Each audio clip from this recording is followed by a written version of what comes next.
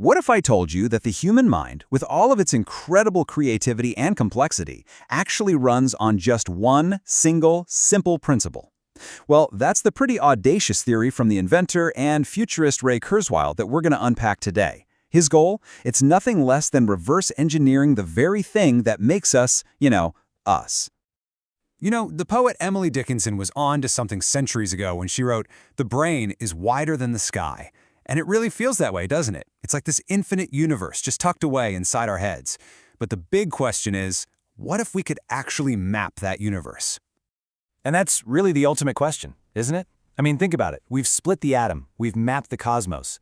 But this 3-pound universe that's sitting right between our ears, it's still the biggest mystery of them all. How on earth does it create every single thought, every feeling, every discovery we've ever had? So to even try and answer that, Kurzweil does something brilliant. He borrows a tool from some of history's greatest scientific minds, the thought experiment. His whole bet is that, just like them, we can find a single, simple key that unlocks all of this incredible complexity. I mean, think about it. Darwin, he had natural selection to explain the incredible diversity of all of life. Einstein had relativity to explain the entire universe. So Kurzweil's big quest is to find the equivalent for our minds, a kind of master algorithm, a single, elegant rule that explains all of our thinking.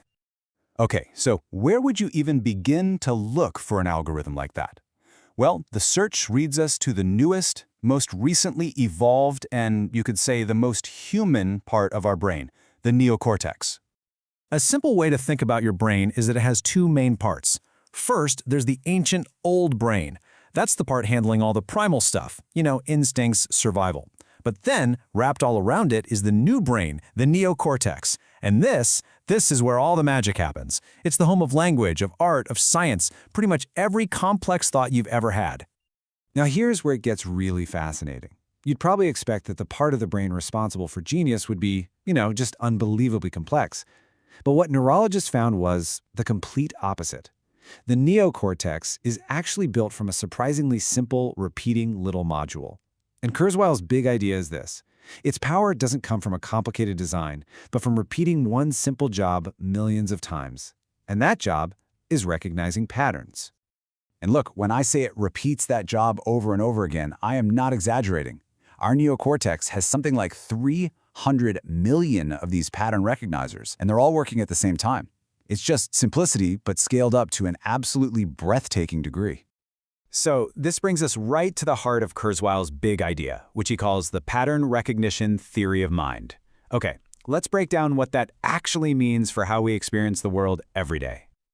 Basically, the theory says that everything we call thinking, everything from recognizing a friend's face in a crowd to composing a symphony, it's all built from the very same basic process. It all comes down to millions of these tiny little modules working together in a hierarchy to do three things: spot patterns, learn patterns, and finally, predict patterns. And this is a perfect way to see how that hierarchy actually works in practice. Imagine you're looking at the word apple. Okay, so at the very bottom level, your pattern recognizers just see simple shapes, lines, curves, that sort of thing. Then, the next level up takes those shapes and puts them together into letters, A, P, P, L, E. The level above that combines those letters into the word apple. And then, finally, at the very top, that word connects to all these abstract ideas. The fruit, the giant tech company, even just the sound of the word. It's like a waterfall of pattern recognition, one level feeding the next. All right, take a look at these faces. Even though they're all twisted and distorted, I bet you know exactly who they are, right? Instantly. Well, that is your army of pattern recognizers kicking into high gear. They're filling in all the missing pieces, matching what you're seeing to the patterns you've already got stored away. And this shows off a really incredible feature of our minds. This powerful ability actually has a name. It's called constancy. It's the whole reason you can recognize a song you love from just the first couple of notes, or spot your friend's face from way across a crowded room. Your brain is an absolute master at cutting through all the noise and just locking on to the essential pattern, no matter how much the little details might change.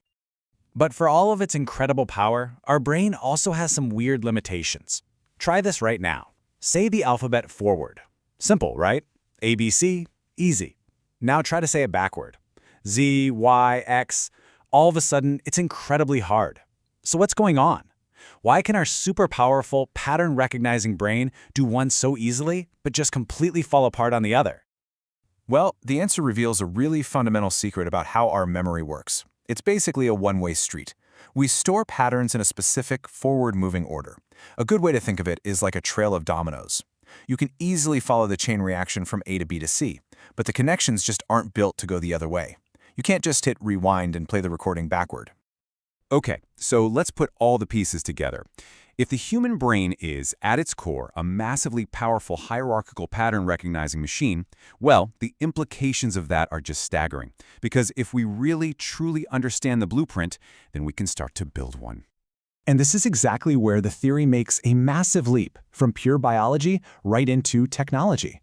It stops being just a theory about us and becomes a blueprint for something new. If we can really nail down that fundamental algorithm of the neocortex, then there's nothing stopping us from recreating it in something that isn't biological. We could essentially build an artificial mind. And you know what? In a lot of ways, we've already started down this path. I mean, think about modern AI. A lot of it is based on these same hierarchical learning systems, and they're doing things that used to be only for humans. IBM's Watson winning Jeopardy means it understands the patterns in our language. Self-driving cars are constantly recognizing patterns in traffic to stay safe. You're basically looking at digital neocortices in action. And all of this, every single piece, it all leads to the final, most profound, and yeah, definitely the most controversial part of Kurzweil's entire theory. The future he predicts. It sounds like it's straight out of science fiction, but he argues it's the logical, inevitable conclusion to this whole process. Kurzweil has a name for this future. He calls it the Singularity. Just try to imagine this for a second. Imagine the moment when the artificial minds we've built, using the blueprint of our own brains, get smart enough to start improving themselves. That, he says, will trigger a runaway, exponential explosion of intelligence, creating something so powerful it's far, far beyond the limits of our biological brains. And he isn't just speaking in hypotheticals. He actually puts dates on this stuff. He predicts that by 2029, an AI will be so good that it can pass for a human in any conversation. And then by 2045, he says we'll hit the singularity itself, a point where machine intelligence becomes billions of times more powerful than all human intelligence put together. It is a really bold, and for a lot of people, a pretty terrifying prediction. Which leaves us with this final, really provocative thought from Kurzweil himself. He says, "My personal leap of faith is this. When machines tell us of their feelings and sensory experiences, and we believe them, they will be conscious beings. So if a machine, built on the very same principles as our own minds, can describe its inner world so convincingly that we actually believe it, then who are we to say that it isn't conscious? What really is the difference between a pattern recognizer made of cells and one made of silicon?"